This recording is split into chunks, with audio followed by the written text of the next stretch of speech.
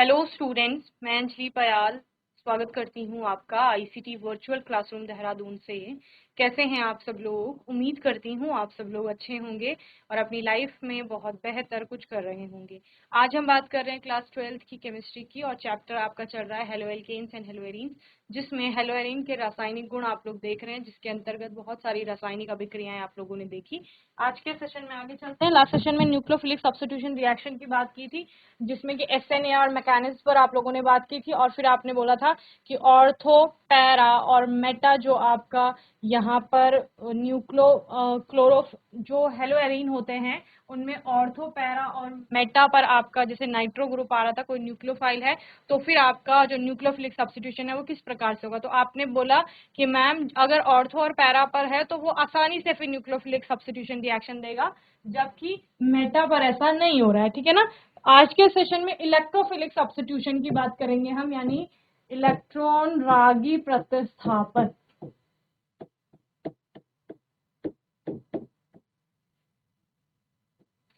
Electron रागी प्रतिस्थापन, ठीक है ना। अब इलेक्ट्रॉन रागी प्रतिस्थापन आपका क्या होता है? जैसे न्यूक्लियोफिलिक सब्स्टिट्यूशन था जहां पर न्यूक्लियस लविंग की बात कर रहे थे, यहाँ पर हम किसकी बात करते हैं? Electron loving. Electron loving that means कि आपका नेगेटिव चार्ज है और उसकी तरफ जो अट्रैक्ट होगा, तो जो आपका निगेटिव चार्ज की तरफ अट्रैक्ट होगा वो अपने आप में क्या होगा? पॉजिटिव होगा। तो ई पॉजिटिव से इसको दिखाते हैं इस तरह से, तो ये आपका क्या कहलाएगा? इलेक्ट्रोफाइल कहलाएगा। तो जिस प्रकार से न्यूक्लियोफाइल आपका नेगेटिवली चार्ज कोई एटम या ग्रुप ऑफ एटम था, वैसे इलेक्ट्रोफाइल आपका क्या है? पॉजिटिव चार्ज वाला कोई आपका क्या है? एटम या ग्रुप ऑफ एटम है। ठीक है। तो इलेक्ट्रॉन रागी प्रतिस्थापन अभिक्रिया यहाँ पर किस प्रकार से होती है उसको समझने से पहले, जो आपका हेलो एरीन है उस हेलो एरीन में जो हेलोजन है उसका आप उसके आप ऑर्थो पैरा, आपने डायरेक्टिंग बोला उसको हेलोजन को, तो वो किस तरह से आपका ऑर्थो पैरा डायरेक्टिंग है उसको समझ लीजिए। ये एक्स एटम है आपका, सीएल ले सकते हैं आप लोग, है ना। अब देखिए यहाँ पर क्या हो रहा है आपका, जब ये इलेक्ट्रॉन को दान करेगा तब इस पर पॉजिटिव चार्ज आएगा।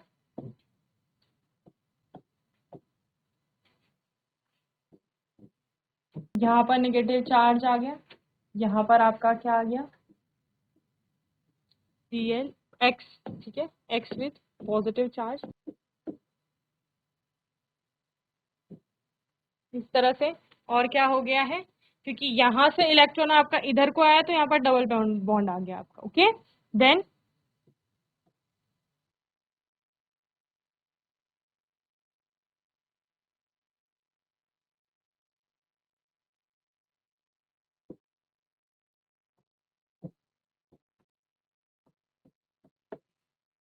ठीक है, अब ये आपका शिफ्ट होता जाएगा। ठीक है, इस तरह से।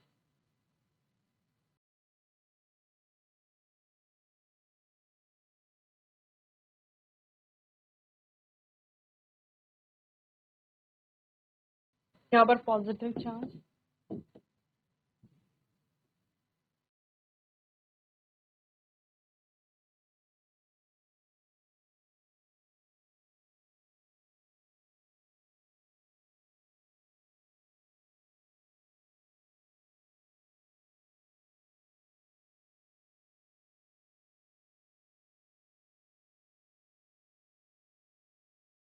X with partial positive charge. ठीक है, अब देखो रिंग के ऑर्थो ऑर्थो पैरा पोजीशन पर क्या है आपका? पार्शियल नेगेटिव चार्ज है। और हमने क्या बोला? जो आपका इलेक्ट्रोफाइल होगा ई पॉजिटिव, वो कहा जाएगा? वो नेगेटिव जो आपका साइट है उस पर अटैक करेगा।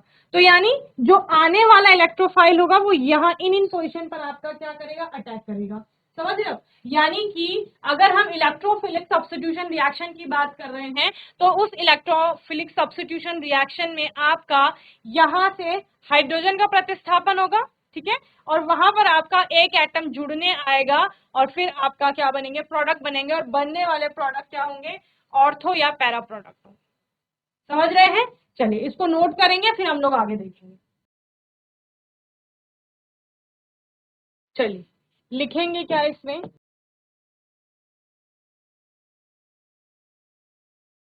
अनुनाद के कारण, रेजोनेंस जिसे आप कह रहे हैं, उसके कारण मेटा स्थिति की तुलना में, के कारण, अनुनाद के कारण मेटा स्थिति की तुलना में ऑर्थो व पैरा स्थिति में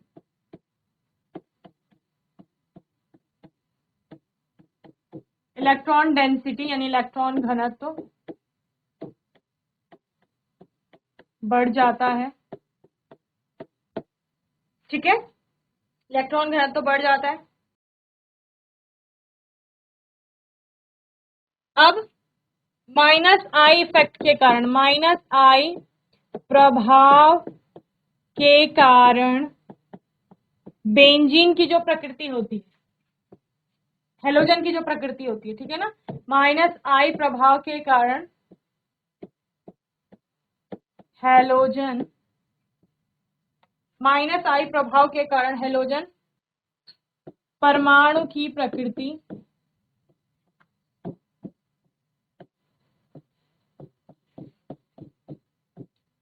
परमाणु की प्रकृति बेंजीन वलय से इलेक्ट्रॉनों को आकर्षित करने की होती है।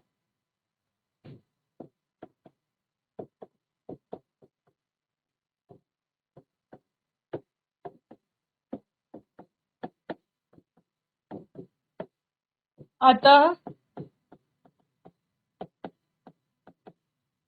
बेंजीन की तुलना में वलय, बेंजीन की तुलना में वलय कुछ मात्रा में निष्क्रिय हो जाती है।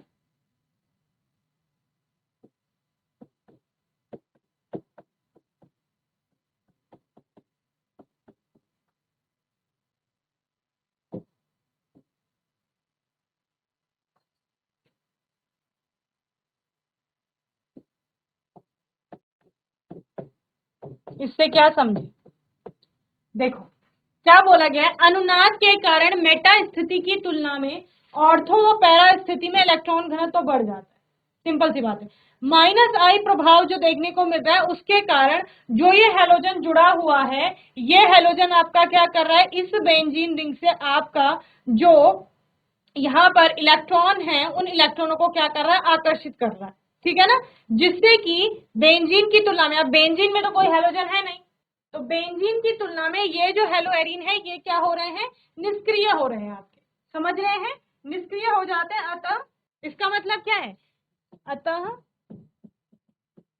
हेलो एरीन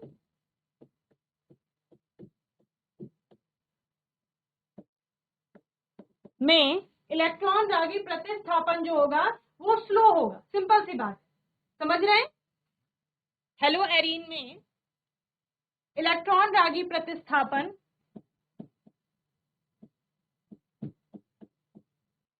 इलेक्ट्रॉन रागी प्रतिस्थापन अभिक्रियाएं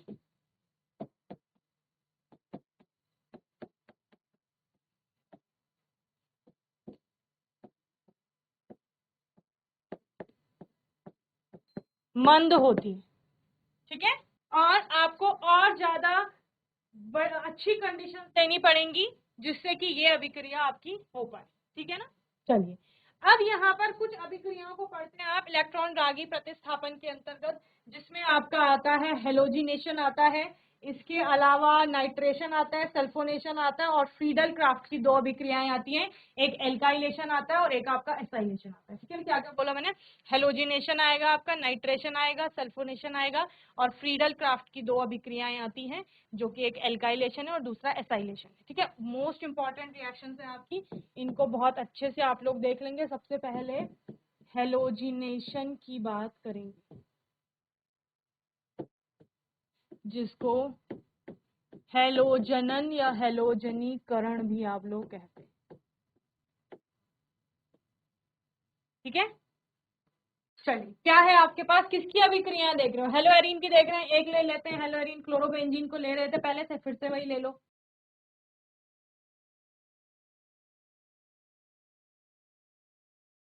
यहाँ पर भी H है, यहाँ पर भी H है, यहाँ पर भी H है, यहाँ पर भी है और यहाँ पर भी है। ठीक है, तो इनका प्रतिस्थापन होना है। ठीक है, कौन कौन सी पोजीशन से होगा? आपने बोला एक बार, मतलब आपके मिक्स प्रोडक्ट बनेंगे ना, ऑर्थो भी बनेगा, पैरा भी बनेगा। ठीक है, किसकी प्रेजेंस में हेलोजनन हो रहा है? तो आपका Cl2 होगा। ओके, किसकी प्रेजेंस में हो रहा है? या तो शुष्क FeCl3 ले लेंगे, या फिर आपका क्या ले लेंगे, यहाँ पर AlCl3 ले लेंगे। AlCl3 की प्रेजेंस में करा रहे हैं हम सपोज। ठीक है, तो दो प्रकार के प्रोडक्ट बनेंगे।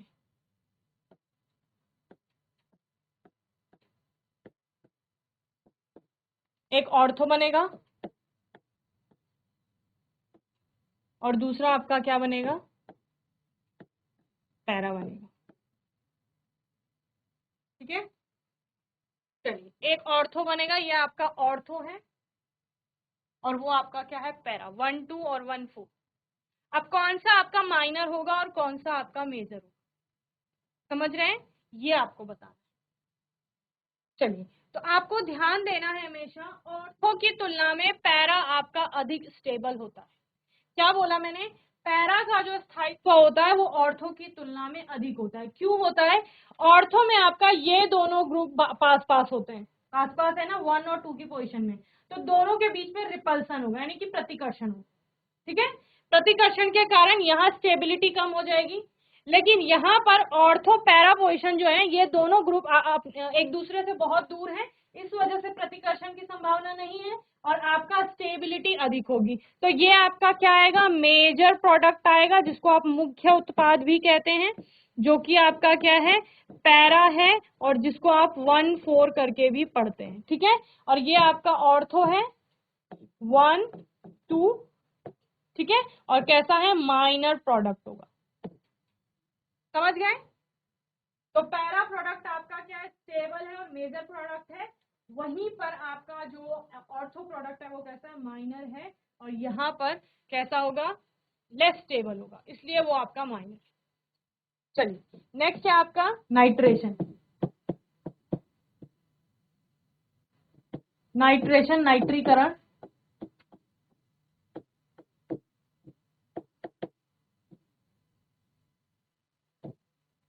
फिर से क्या ले लिया? क्लोरोबेंजीन ले लिया। इसकी अभिक्रिया नाइट्रिक एसिड से कराई जाती है, HNO3 से, और किसकी प्रेजेंस में कराई जाती है? कॉन्सेंट्रेट सल्फ्यूरिक एसिड की प्रेजेंस में होता है। नाइट्रेशन होगा तो आपका नाइट्रिक एसिड चाहिए, लेकिन H2SO4 की प्रेजेंस में आप उसको ले रहे हैं। ठीक है, चलिए, तो कॉन्सेंट्रेट HNO3 से अभिक्रिया हो रही है, किसकी प्रेजेंस में? कॉन्सेंट्रेट H2SO4 की प्रेजेंस। ठीक है, तो यहां से क्या आता है? NO2 आता है आपका। NO2 कहा जाता है आपका? दो पोजिशन पे जाएगा, एक बार यहां आएगा और दूसरी बार पैरा पे। तो ये आपका माइनर हो गया और ये क्या हो गया? मेजर हो गया। ठीक है, ये नाइट्रेशन हो गया। लैंग्वेज अपनी बना लेंगे। चलिए नेक्स्ट है आपका सल्फोनेशन।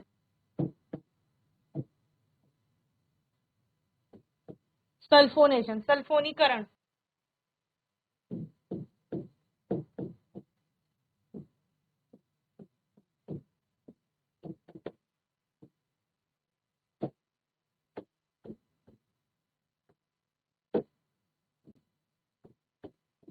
H2SO4 के साथ होगी अभिक्रिया, कॉन्सेंट्रेट H2SO4। आता क्या है आपका यहां से जुड़ने के लिए? SO3H।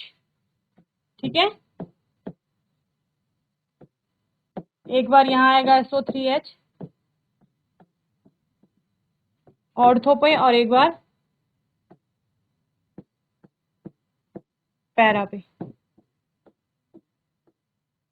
तो ये माइनर और ये मेजर। ओके, नोट करो। चलिए, नेक्स्ट है आपका फ्रीडल क्राफ्ट। क्या है बच्चे? फ्रीडल क्राफ्ट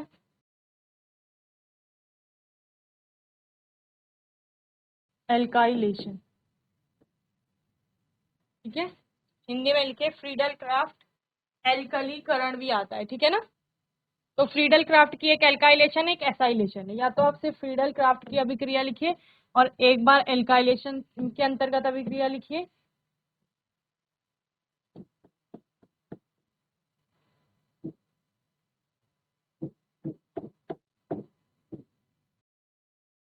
चलिए, एल्काइलेशन में आपका होता क्या है, एराइल हेलाइड और बेसिकली आपका एल्काइल हेलाइड की अभिक्रिया होगी यहाँ पर।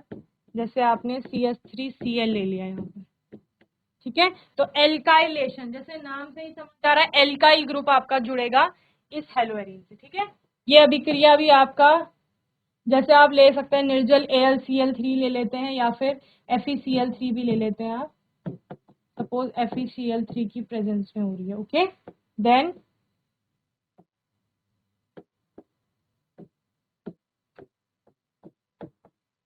क्या आ गया, CH3 आ गया।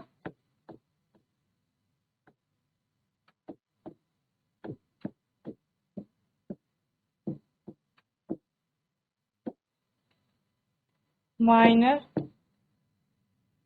Major, okay.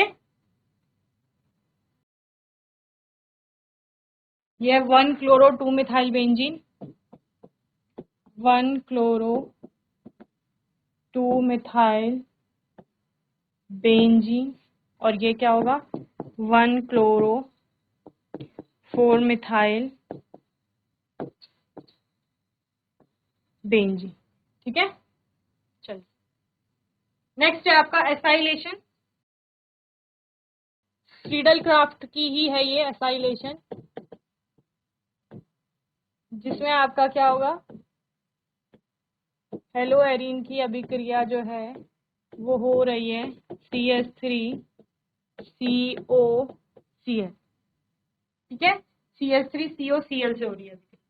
अब यहाँ पर जुड़ने वाला ग्रुप ये वाला है, COCH3, ये यानी ये कार्बन जुड़ेगा एक बार ऑर्थो पे और एक बार पैरा पे।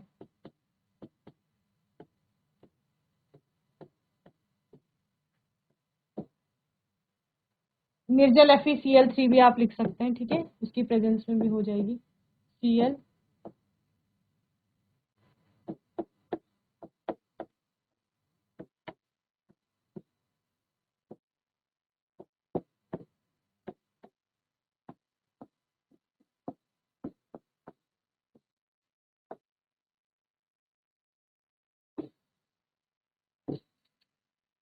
ठीक है, ये एसिटोफिनॉन, 2-क्लोरो एसिटोफिनॉन,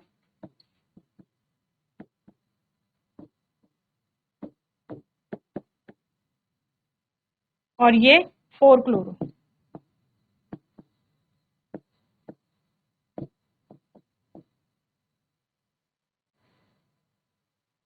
बहुत सिंपल है, रिएक्शंस आपको खुद से ध्यान रखना है कि कौन सा प्रोडक्ट से जुड़ रहा है, ठीक है। कोई भी दूसरा रास्ता नहीं है प्रैक्टिस के अलावा, और थोड़ा सा कॉन्सेप्ट को लेकर के चलना है कि अगर एसाइलेशन हो रहा है तो किससे अभिक्रिया हो रही है, एल्काइलेशन होगा तो किससे अभिक्रिया होगी, अगर सल्फोनेशन बोला है तो किससे अभिक्रिया होगी, क्या जुड़ने जाएगा, नाइट्रेशन में किससे अभिक्रिया होती है, क्योंकि सेम अभिक्रियाएं चलती हैं अलग अलग कंपाउंड के। नाइट्रेशन हमेशा ऐसा ही रहेगा, लेकिन जिसका कर रहे हैं उसको बदल देंगे। ये अभिक्रिया इतनी ऐसी ही रहेगी, जुड़ने वाला ग्रुप नाइट्रो ही रहेगा हमेशा, सल्फोनेशन में भी वही है, हेलोजन हो रहा है तब भी वही। समझ रहे हैं, बस आपको थोड़ा ध्यान रखना है। लास्ट है आपका जो मेटल के साथ अभिक्रिया होगी, रिएक्शन विद मेटल, या जिसको आप कहते हैं धातुओं के साथ अभिक्रिया, किसकी, हेलोएरिन की। और इसको किस नाम से आप लोग पढ़ते हैं?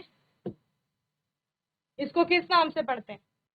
इसको आप दो तरह से पढ़ते हैं। पहला है, इसमें पहले फिटिक की अभिक्रिया को समझ लीजिए। फिटिक अभिक्रिया आपको याद होगी, वुड्स की अभिक्रिया, जहां पे आप जो हेलो एल्केन था आपका, यानी एल्काइल हैलाइड था, उसकी अभिक्रिया किससे कर रहे थे? सोडियम से कर रहे थे, ड्राई ईथर की प्रेजेंस में। तो आपका हाइड्रोकार्बन बन रहा था, ठीक है ना। उसी प्रकार से यहाँ पर आप कोई हेलोएरिन लेते हैं और उसकी अभिक्रिया ड्राई ईथर की प्रेजेंस में सोडियम से करते हैं आपका, ठीक है ना। ये आपका हेलोएरिन है, इसकी अभिक्रिया सोडियम से किया जा रहा है, किसकी प्रेजेंस में? ड्राई ईथर की प्रेजेंस में, शुष्क ईथर की उपस्थिति में, ठीक है। आपका टेम्परेचर आपको देखना है यहाँ पर कितना रहेगा। और उसके बाद दो आपने क्या लिया है? हेलोएरिन लिया है, तो दो बेंजीन रिंग होंगी, तो दोनों आपके आपस में जुड़ जाती है। बस यही है इसमें।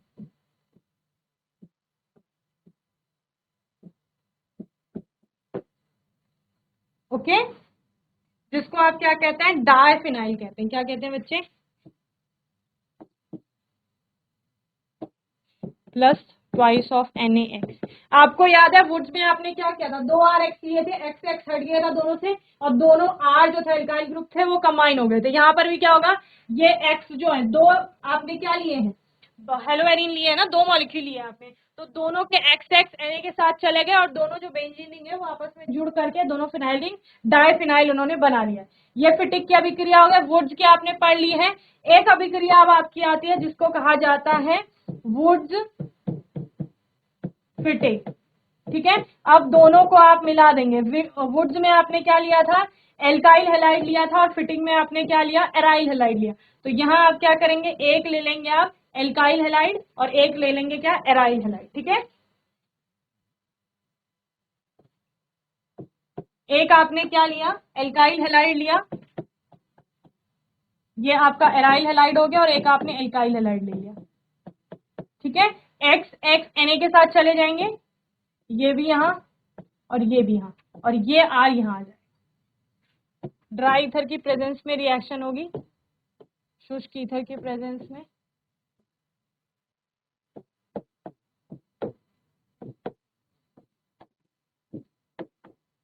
ये आपका क्या है? वुड्स फिटिक अभिक्रिया। या अगर आपने सिंपल Na यहाँ पर लिया है तो आपका NaX इधर बन जाएगा। क्लियर? बोलो, इसको क्या बोलेंगे? एल्काइल एरीन आपका फॉर्म हुआ, ठीक है।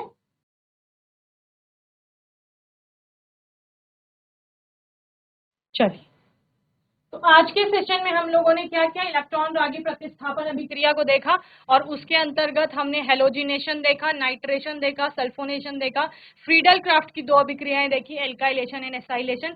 साथ ही हमने हेलोएरिन की धातुओं के साथ अभिक्रिया देखी, जिसके अंतर्गत दो मोस्ट इंपॉर्टेंट आपकी नेम रिएक्शंस आई, एक फिटिक रिएक्शन और दूसरा वुड्स फिटिक रिएक्शन, ठीक है ना।